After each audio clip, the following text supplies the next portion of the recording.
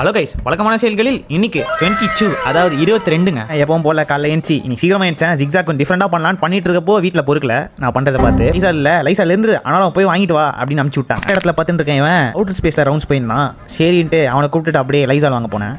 லைசால வாங்கிட்டு வந்து நம்ம ரத்த குறிப்பு ட்ரிங்க், புது பேர் நல்லா இருக்குல்ல, அப்படியே போட்டு குடிச்சு முடிச்சுட்டு உனக்கு எதுவும் செய்யலப்பா, உனக்கு சூப்பரான இடத்துல நான்வெஜ் மீல்ஸ் வாங்கி தரேன்னாங்க.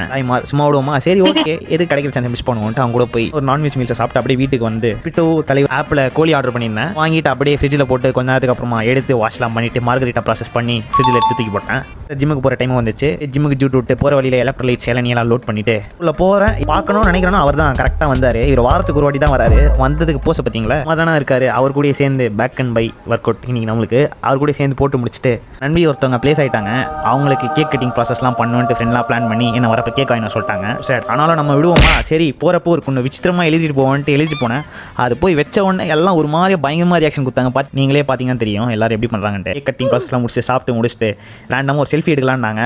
டக்குன்னு வீடியோ ஆன் பண்ணிட்டேன். டக்குன்னு ஹலோ கைஸ் நம்மளோட ஸ்டைலே ஒரு ஆகத்தை போட்டாங்க. டாடா பை பை சொல்லிட்டு வீட்டு வர வழியில் ஒரு 0 சுகர் என்ன அப்படியே பேக்கில் தூக்கி போட்டு மீல சிக்கனும் கொஞ்சம் சேமியாக தான் இருந்து வேறு எதுவும் அட்ஜஸ்ட் பண்ணி தான் சாப்பிடணும். வீட்டில் என்ன இருக்குதோ இல்லைனா வீட்டு விட்டு வெளில போன்றாங்க. So sad guys. நாளைக்கு சந்திப்போம். மதுரைக்கு சூப்பராக பாருங்க. Bye by.